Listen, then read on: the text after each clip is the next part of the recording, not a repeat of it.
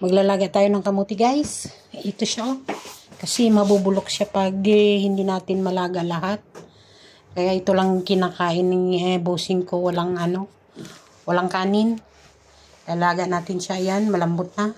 Kasi pag maano na, ilalagay natin sa freezer. Pag kainin niya na, saka natin iinitin na lang. Kasi kung hayaan natin na hindi natin lutuin lahat, mabubulok siya kasi sobrang tamis.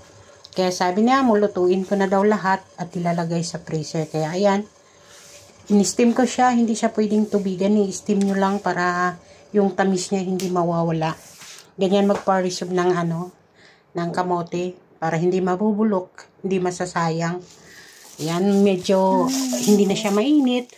Babalutin natin ng aluminum foil. Kasi kailangan hindi siya mabubulok para hindi masayang. Yan ang kinakain niya. Walang kanin. Hindi na siya kumakain ng kanin. Ngayon, guys. Kamote na lang. Saka si bossing kong lalaki, mais na sa kanya kamote. Kaya ilalagay ko siya sa freezer para hindi siya mabubulok. Kasi pag sweet potato na magtagal, nabubulok siya pag hindi lutuin. Kaya pinuluto na lahat ni amo sa akin. Kaya ganyan gawin nyo, guys. Kung maraming kamote kayo, ilalaga nyo lang at saka ilagay sa freezer. Pag kainin nyo na, i-steam nyo na, initin. Mabilis lang.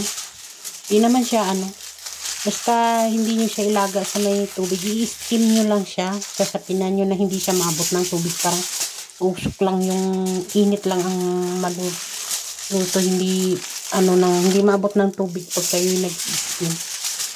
Ayan. Ganyan ginagawa ko ngayon. Niluluto ko na lang, babalutin sa aluminum foil, lalagay sa ziplock at saka ilalagay sa freezer. Pag baunin niya na, initin ko lang konti. Kasi sayang, marami kasi nabili siya, isang karton. Kaya sabi niya, lutuin mo na lahat para hindi mabubulok kasi sweet potato yan, madaling mabubulok. Ayan ginagawa ko. Ni-steam ko kasi diet sila, hindi sila kumakain ng kanin. Kamote lang at saka si among lalaki naman mais, sweet corn, yun ang kinakain niya. Kaya kami ng alaga ko, minsan kanin, minsan pansit. Hindi sila mahilig sa kanin dito. 5 kilo na, isang buwan siguro mauubos. Minsan isang beses lang nagsasaing sa hapon. Umaga tanghali, di naman kami nagluluto. Pinapay lang ganyan sa amo ko, guys. Kaya hindi mabigat yung trabaho dito sa China. Kaya mabilisan lang itong pag namin.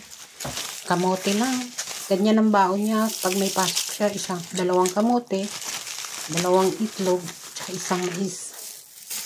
Diet. Hindi naman siya diet. Kaso ayaw nila ng kanin kumain. Kaya kami nalaga ko. Minsan kanin kami. Minsan noodles. So wala namang problema ang pagkain dito, guys. Basta mabait naman sila sa akin. Tagal ko na dito, 9 years. Ayaw nila ng kanin. Wala tayong magagawa. Ganyan sila kamote. Kaya pag maraming kamote sa inyo, guys, pag may rep na lang kayo, lutuin nyo na para hindi mabubulok kasi sobrang tamis ito, sweet potato. Saka i-steam nyo lang, ilagay sa freezer para pag init-init na lang, alternate nyo sa kanin. Malayo pa sa sakit. Di pa kayo magka-diabetes, magka-high blood sa kain ng kanin. Kung merong saging, kamote, mga kamuting kahoy, yun ang gawin nyo. Hindi yung umaga kanin, tanghali kanin, gabi kanin. Ay, magpapadaling buhay natin pag ganun, guys. Kaya minsan ganyan ang gagawin, kamote, saging, ganun. Para hindi pa magastos. Kaya hanggang dito na lang, guys. Bye-bye.